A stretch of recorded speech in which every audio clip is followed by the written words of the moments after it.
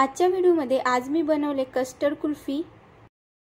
त्यासाठी मी इथे 5 ते 6 काजू, 6 ते 7 बदाम 1 तास पाण्यात भिजवले। भिजलेल्या बदामाची साल काढून बदाम आणि काजू मिक्सरच्या भांड्यामध्ये बारीक करून घेतले। कढईमध्ये 2 कप दूध घेतले।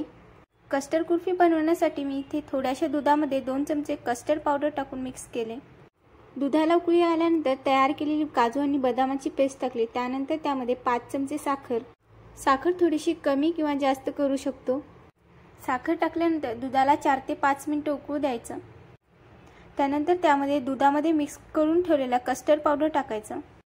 दुधामध्ये टाकलेलं कस्टर्ड पावडर थोडंसं घट्ट झाल्यानंतर पूर्ण थंड करून मिक्सरमध्ये फिरवून घ्यायचं।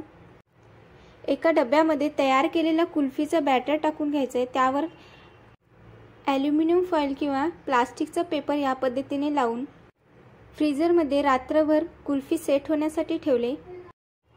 दुसऱ्या दिवशी कुल्फी काढून पाण्यामध्ये अर्धा मिनिट ठेवायचं। त्यामुळे कुल्फी पटकन डिमोल्ड होते। कुल्फी छान दिसण्यासाठी त्यावर थोडेसे टुटी फ्रुटी टाकले। व्हिडिओ आवडल्यास लाईक, शेअर आणि सबस्क्राईब करा। व्हिडिओ पाहिल्याबद्दल थँक्यू।